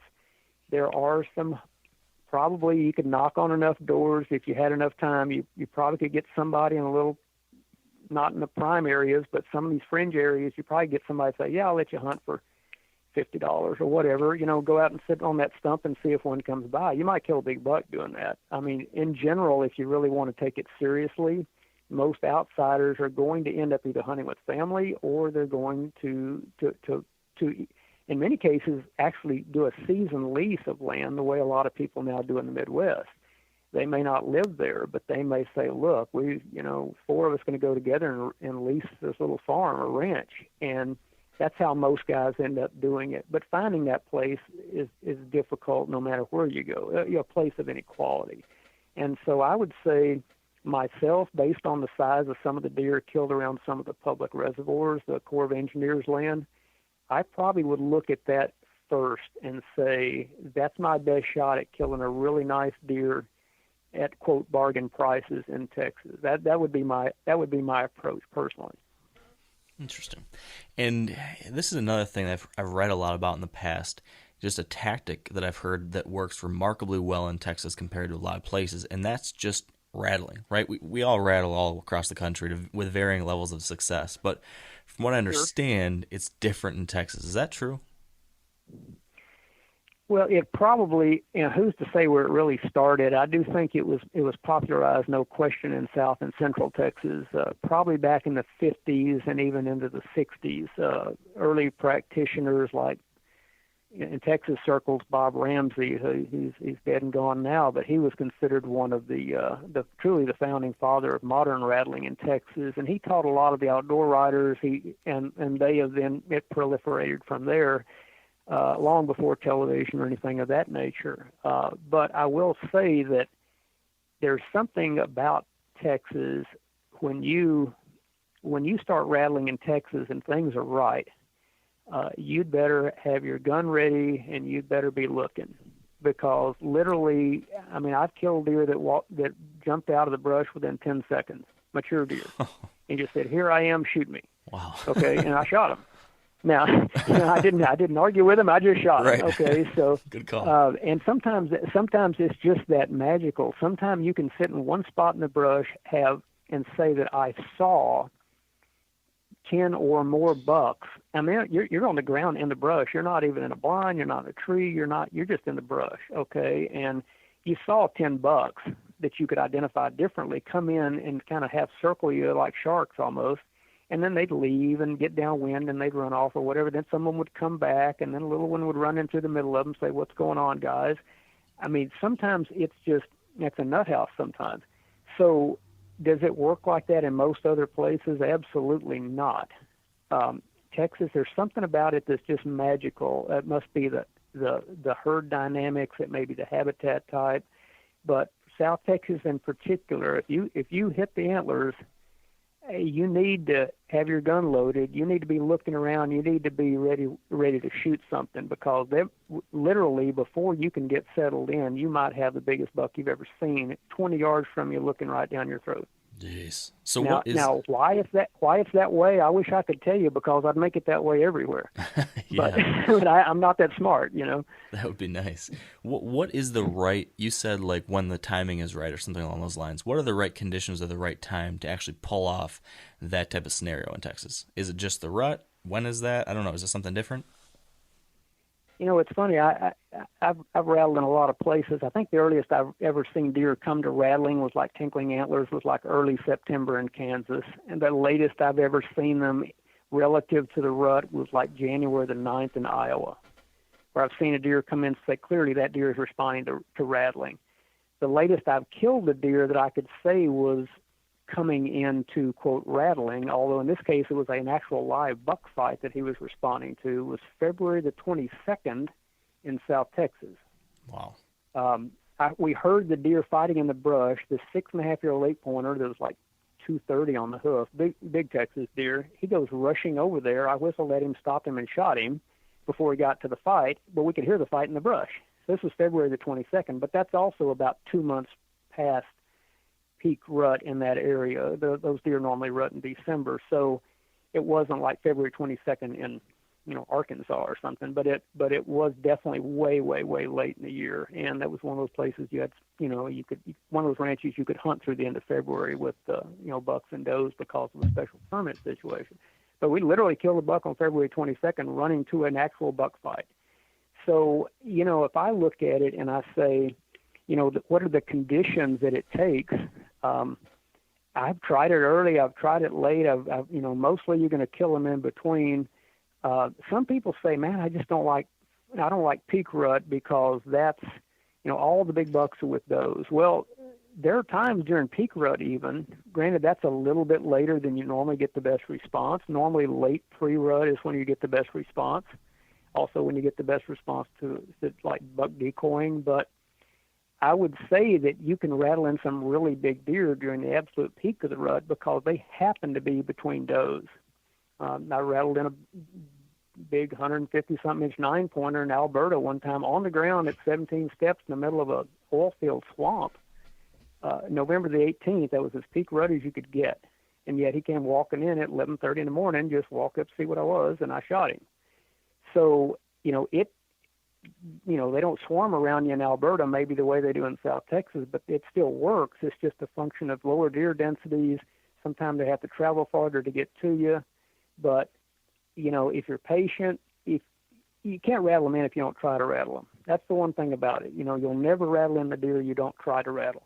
So a lot of people say that, well, it just doesn't work. I tried it one time, it didn't work. Well, it's like saying I tried a green, jitterbug one time and I didn't catch a big bass on it, so it's not a good bass lure. Right. Well, that's crazy. But yet if you don't have confidence, you can fake yourself out of almost any kind of success if you try hard enough. And a lot of people just don't have the confidence because they think, oh, this is silly, this isn't going to work. Well, your opinion doesn't matter. The deer's opinion is what matters, and if you do it right and you give it a chance, a lot of times you'll realize, man, this stuff works. And that's true of almost any tactic. You got to give it a fair chance. All right, well, before we move on to my next question for Gordon, we need to pause briefly for a word from the sponsors of this episode of the podcast, Carbon Express Arrows. And I've been shooting Carbon Express arrows for very close to my entire bow hunting life, but one thing that I know I've personally struggled with at times, and I know a lot of other hunters have too, is just wrapping my head around all the technology that goes into an arrow and how it might make one arrow better than another. So that said, today I pulled in Carbon Express's Alex Tate to help us try to understand that very question in regards to their flagship arrow, the Maxima Red. What goes into that arrow is, first of all, a lot of technology, something that you just really don't see on the market across the board. So difference between that and your general arrow that you're going to find in any other company is going to be the triple spine. So what that means is there's 3 separate sections that are fused together, the middle section being extremely weak, the end sections being extremely stiff. What that does for a bow hunter specifically is it keeps all of that flex in the middle. So an arrow does need to flex to be accurate. It needs to flex a certain amount, not too much, not too little. And that's why you see different spines for different draw lengths, different poundages, because that arrow does need to flex a specific amount. So getting back to the red zone, what that does differently is that it still flexes just as much as it needs to, but your broadhead moves around less, your vanes are moving around less, your nock's moving around less. All of that flex is harnessed in the middle. And it really helps with accuracy, specifically with broadhead accuracy. Now that makes sense to me. So if you'd like to learn more about Carbon Express arrows or the Maxima Reds, which are in fact the arrows that I personally shoot, you can visit carbonexpressarrows.com. And now, back to the show. Now, a lot of these aggressive tactics, like that kind of rattling and stuff, I feel like, and these are assumptions, but I feel like that's something, that works particularly well in a spot like Texas, where you mentioned there's some kind of unique herd dynamics, or maybe in a spot like Iowa or Kansas, where there's a disproportionate high number of older deer and lower numbers of hunters relative to lots of spots in the country. But I'm curious, Texas, it's a southern state. Now compare that to one of these other southern states, one of the southeastern states like Alabama or Georgia, where you live, or anything along those lines. How does it differ from Texas to those parts of the country? Is our aggressive tactics like rattling and everything, on average, something that are going to be on par with their neighbor in Texas, or is it totally different in that part of the country? I think relative to the number of bucks within hearing range, good property is good property. I think, I can't say this because I've never hunted New Hampshire, but I suspect that if you're in New Hampshire and you're in a buck's in the right frame of mind and you rattle to him and he hears you, that there's a very good chance that he's coming. Now, the habitat type, his particular aversion to moving, through openings and things like that based on hunting pressure and all that, I do think that obviously all that comes into play, much as it does with, does a big bull elk on public land that's heard 5,000 bad bugles from hunters or turkey yelps from hunters, whatever.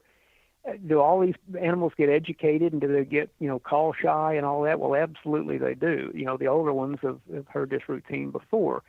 But in general, if you say I have not over rattled or called or decoyed or whatever the tactic is, but I'm going to apply it at the right time, let's say late pre-rut, early breeding period, the right kind of habitat, where deer feel comfortable moving in daylight through this habitat to get to the sound of the fight or the grunt or whatever it is, then I do think that on an individual basis, the deer here in the southeast are just about as likely to respond. They might not come in acting like, wild-eyed, acting like they want to fight, but they do come in to check it out. And that's really, frankly, about all you need. Ideally, you just want him to come in where you can get him shot. You don't care if he comes in with his hair on fire.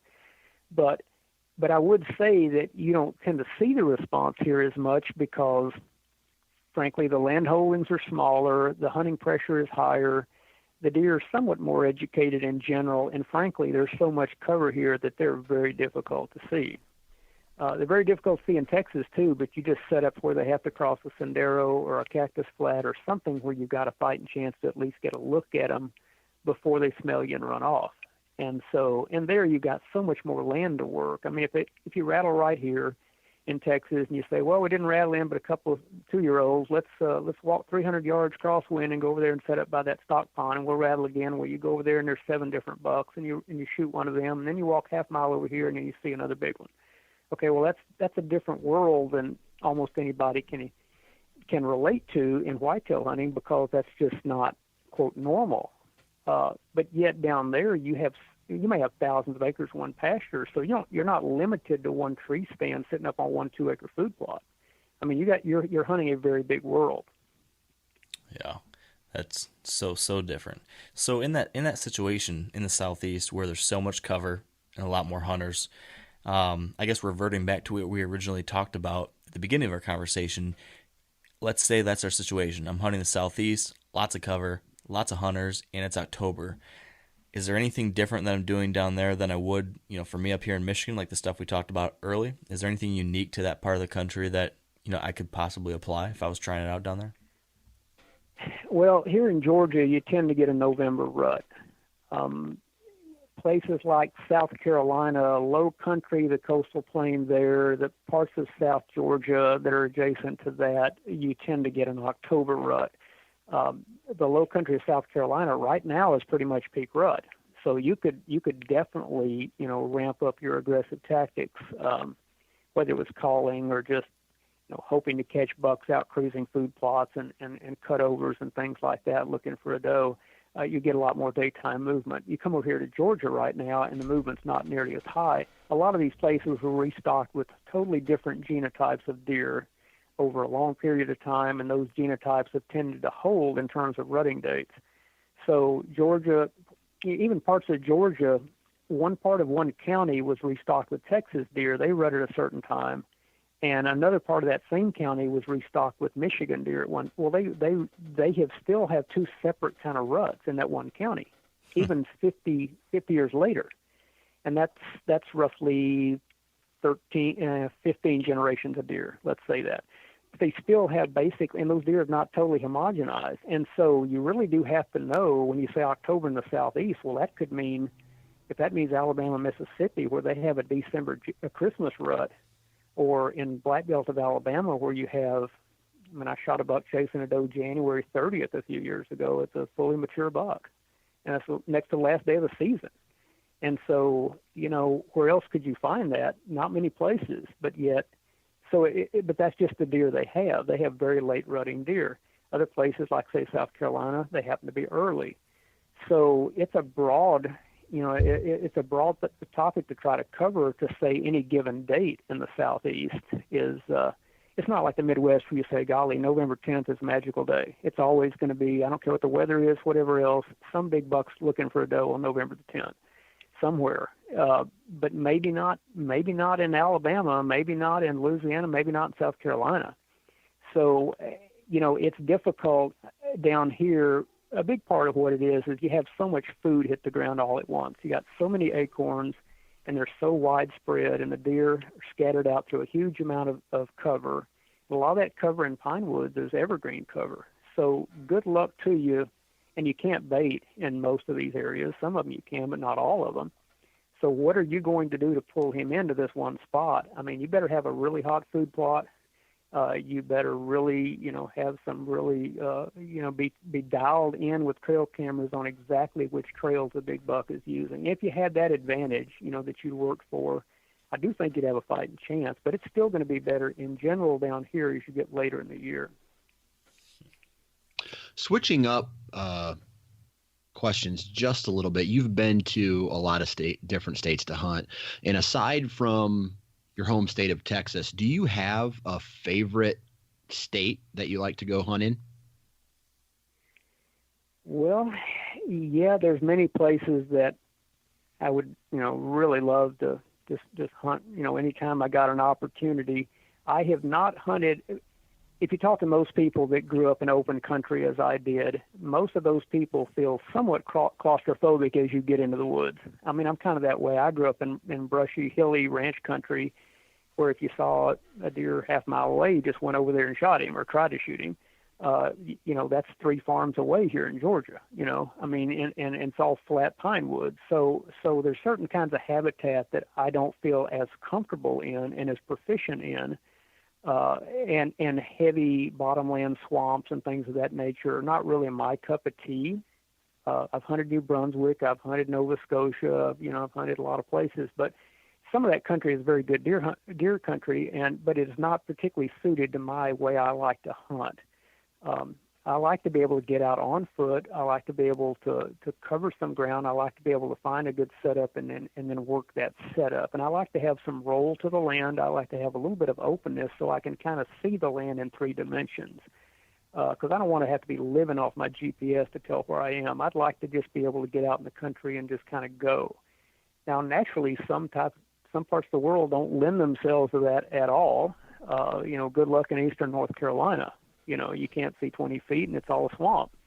However, if I get into central Montana, if I get into western South Dakota, if I get into the Texas Panhandle on up through really all up into North Dakota, all that country on the western Great Plains, I would say, in general, is a little bit more my cup of tea. And that could be from Texas all the way north, clear up into the prairie provinces of Alberta. But I do think some of the more overlooked stuff is really, western Dakotas, parts of Nebraska. They don't get talked about much, but man, that's some good deer country up there. We just shot, like I say, Dr. Kroll and I went to, northeastern Wyoming and, last month, and we shot a couple of beautiful deer up there, and that country is very scenic and productive. I just feel like that kind of country is what I enjoy hunting, regardless of what's there, but it also tends to have some really nice deer in it as well. Yeah, I just hunted Montana for the first time, which was my first western whitetail trip, and that was just incredible, both, as you mentioned, scenery and the actual deer and deer hunting element of it. Man, I could see myself getting pretty quickly addicted to that type of hunting. Well, and the thing about it is that, we understand we're blessed to get to travel. I understand that I've hunted, I don't know if I've ever totally counted them up, but I think I've hunted close to 40 states and provinces for whitetails. And that, I have not hunted South America, but I've hunted Finland, I've hunted New Zealand, I've hunted Canada, Mexico, most of the U.S. I mean, at least been there long enough to say, hey, I was here. I see what the hunting here is like. That doesn't mean I've shot deer in all those places, but I've gone out of my way to go to a lot of places because I feel like that educates me and helps me understand what's relevant to a reader or to a viewer of the TV show. So I look at that as, I won't say as a job, or a duty, but it has certainly helped me to come up with what I think is relevant content because I see what people have to deal with here in Georgia. Georgia's a hard state to hunt, but they have some big deer. Nonetheless, it's a hard state to hunt. Kentucky, everybody wants to go to Kentucky. Kentucky's not the easiest state to hunt, but they do have big deer. Some of those parts, northwestern Montana, Idaho, eastern Washington, a lot of that country up in there is beautiful and has big deer, but the deer don't just run out and say, here I am, shoot me. I mean, big deer are hard to kill pretty much wherever you go. But I would say that clearly, some places are hot spots for a reason. They just got more big deer. The regulations, the season timing, the weapon restrictions, whatever, they just make it easier to kill. And that's why we tend to think of those as the hot spots. But, a great deer hunting probably can be had almost anywhere you have deer. And sometimes it's what we make of it. It's our expectations have to be tempered to what's realistic. And if they're not, then we're quite often going to find ourselves frustrated. I don't care if you're in the business or not. I mean, you're not going to shoot what's not there. And if you don't give yourself a fighting chance to stay there long enough to kill one and figure one out, your chances aren't very good either. I don't care how good the place is. So every situation has its own challenges. It's just that some have a much greater payoff than others. Yeah, that's such great advice there. I got a question, and it kind of goes back to your profession of being a writer. When you do write an article about maybe strategy or hunting in general, how do you approach your writing that will allow someone from Texas or someone from New England or someone from the Dakotas to all read it and maybe take something away from that? Well, I don't know that there is any universal advice that equally applies. I guess if every article started with go where there's a lot of big deer, hunt a lot, and be able to shoot, in fact, I've said that in seminars before. I said, look, I can tell you in 10 seconds, how to kill big deer. And I said, now I'm going to spend the next 59 minutes and 50 seconds explaining what I just said in 10 seconds. But that the reality of it is that you're always, and that's part of the advantage of traveling. Now, anymore, we all feel like we get to travel because if we stay on Facebook or Instagram or whatever long enough, or watch enough outdoor TV, or read the magazines, we'll feel like we just went on a world tour every half hour. And maybe so in some ways the world has gotten smaller, and people that don't even hunt outside of their home county ever may feel like they know what it's like to hunt in Illinois or Alberta or Florida because they've just been exposed to it now, which is a very good thing. I think that's great. People enjoy doing that. But when it comes time to talk about what really works in all these places, there is no universal tactic that I could say, oh, just this is the magic bean. I mean, all you got to do is either plant this and get your gun ready, or you got to rattle a certain way and here they come, or, if you use this scent or this camo or whatever else. I think most of us are smart enough to know that there's a lot of different ways to kill deer. Okay, and not everybody in the same area that's successful uses the same equipment or hunts in the same way, but they may all kill some nice deer occasionally. Well, that's because nice deer live there, but it doesn't mean that just because you kill one big deer one time in your life that you even hunted the best way that day. Maybe you killed him despite yourself, So sometimes I think we have to take these individual isolated cases of success and be honest with ourselves about it and say, look, this was, just because so-and-so killed a big one doesn't mean that everybody needs to hunt the way he did. So I take all of these, monster buck kills to some extent with a grain of salt. I mean, I know most of the guys that kill most of the very biggest deer that have ever been documented, at least that we can identify the hunter. I know most of the guys, and very few of them are Daniel Boone. Okay, they were in the right place, right time to kill a great deer, and they made it happen. They didn't blow it. When he came out, they shot him. They got him killed. Okay, so good for them.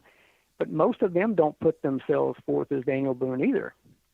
They just say, look, I did what seemed to work, and one day it was magic, and it was my turn. Okay, so when I look at my own tactical approach, I say, the first thing I want to do is look for common denominators. I wrote an article a few years ago. In fact, I think it's a good example of this. I looked back at one season and I said, in the last year, I killed 4 or 5 mature bucks on food plots or right next to food plots in the morning. Now, most people would say that can't be done. Okay, no point even hunting a food plot in the morning. However, I killed almost all these deer around the rut. And my take on it, whether I kill one in Maryland, I kill one in South Dakota, I kill one in Wyoming, another one in Texas, another one in Kansas. I think that was it. In 1 year, I killed mature bucks on food plots in all those places hunting in the morning. And most people would say that's a lifetime of morning food plot success. And I had it in like 2 months, okay? Now, I'm not saying I did that because I'm Daniel Boone either, but I am saying that when I saw that pattern evolving in front of my eyes, I said, there might be an article here. And what made me think it was an article was not that it was just one isolated oddball incident of killing a nice deer, but in 3 different time zones over 2 months, halfway across the continent, the same pattern held. And so I said, look, there may be something to this pattern, and here's what I think there is to the pattern. And I talked about the fact of rutting activity, bucks coming back to circle back to feeding areas in mid to late morning sometime, looking for that last doe, et cetera, et cetera. And this all played into my success that one year. And I didn't say, look, you can do this anytime you want to. I'm just saying, look, in 1 year I saw this happen in a wide variety of situations, and these, I think, were the common denominators. So to me, that's the essence of the advantage of travel. And the advantage of seeing all these different habitats is sometimes you do get to compare and contrast in fairly short order one place versus another, and you do see what the common thread seems to be of either success or failure. And if you can do that, you might can help somebody that's hunting in one of those kind of places. And again, you're talking about a number of different habitats, a number of different latitudes and longitudes. So then we're coming up on time here, Gordon, so I want to ask you one final question. And I want to kind of push you to answer the impossible, as you just described, that, there's so many different ways that people can go about it. There's so many different things across all these different locations. But just hypothetically, we've got a reader of North American Whitetail magazine who's hunted his or her life, reading these stories, seeing these great big bucks, and they still haven't got it done. They've not been able to kill whatever it is that they're trying to shoot. So for this person that wants to take that jump to now be targeting and actually successfully killing, let's say, the top 10% of bucks in their area, so it's relative to where they're at, is there one common denominator you could share, one common concept that no matter if you're hunting in Texas or Maine or Iowa or Michigan, is there one concept or couple concepts that you could share that could help that person make that next step up? Well, if I make the assumption that the person will cash in on their opportunity when they get it, that what's not holding them back is the inability to shoot or to hold it together under pressure, but they just are not getting the opportunity. If that's what's holding them back, the one thing I would tell you is you have to be sure that what you're hunting is where you hunt.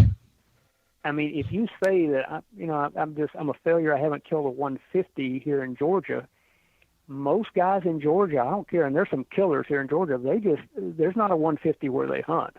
Okay, so you have to, and sometimes that means breaking away from your comfort zone. I think that's one thing that a lot of guys are unwilling to do because of whatever the scenario. They just feel like, well, this is my hunting club. I've been a member here for so long. I don't want to find a new club. I don't want to go to a new place. I don't want to quit hunting with Jerry, even though he smokes in the truck on the way out to the woods. He's my buddy. He's my brother-in-law. I can't, at some point you have to just weigh what's holding you back.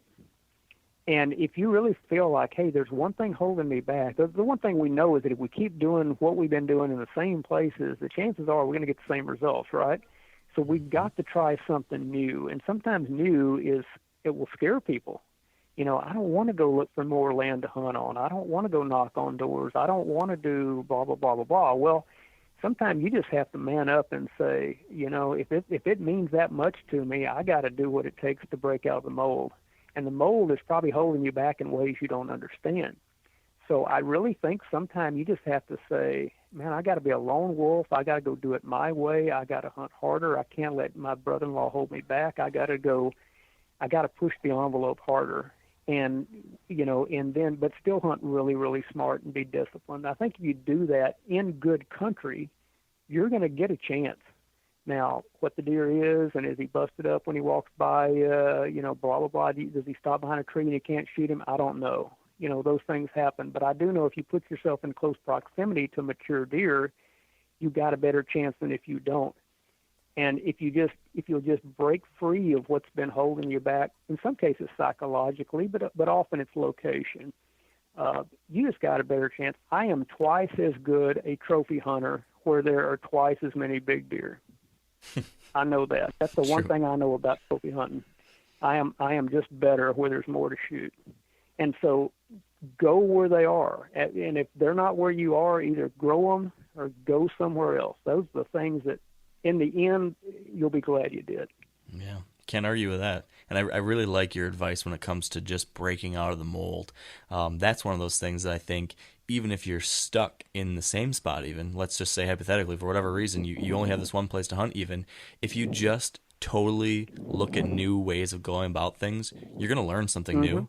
You're going to break out of the same patterns that maybe your local deer have patterned you on. I mean, there's some inherent immediate benefits to just breaking outside of the daily routine, trying new things.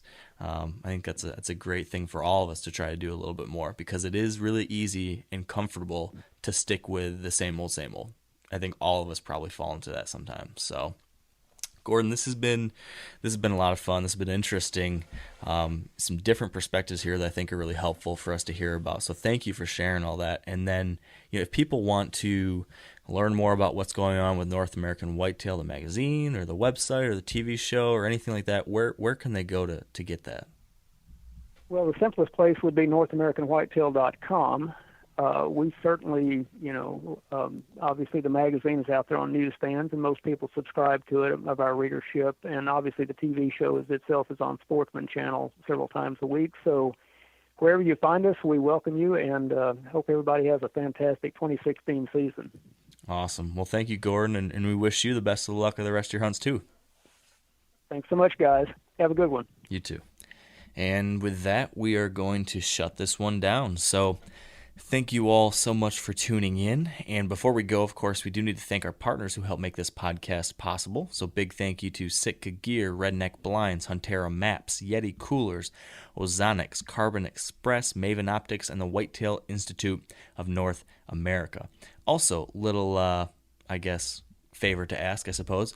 If you haven't yet, if you could give us a rating or review on iTunes, that is a huge, massive help. It takes like 30 seconds to a minute, and we'd love to hear an honest review from you. Same thing goes for the 100% Wild podcast, which we're continuing to produce. It's our Q&A, shorter form show with the guys over at Drury Outdoors, and they've really been having some good ones lately, so be sure to check that out. And if you have any feedback, we'd love to see your review too.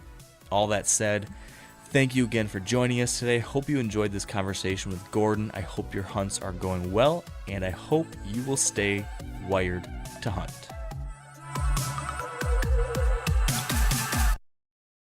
I'm sure a lot of you guys remember the old ceremonial hunting tradition of eating the heart out of the first animal you kill. Meat from those organs are among the most nutrient-rich foods on the planet. You can get those same benefits your ancestors craved via convenient daily capsules from Heart and Soil. Find out more at heartandsoil.co. And remember, use code MeatEater for 10% off your purchase. You ever get that feeling the walls closing in, the concrete jungle suffocating you? You crave some wide open spaces, the chance to connect with nature, maybe in a spot all your own. Well, head over to land.com. They've got ranches, forests, mountains, streams, you name it. Search by acreage. You can search by location. You can search by the kind of hunting and fishing you're dreaming of. Land.com. It is where the adventure begins.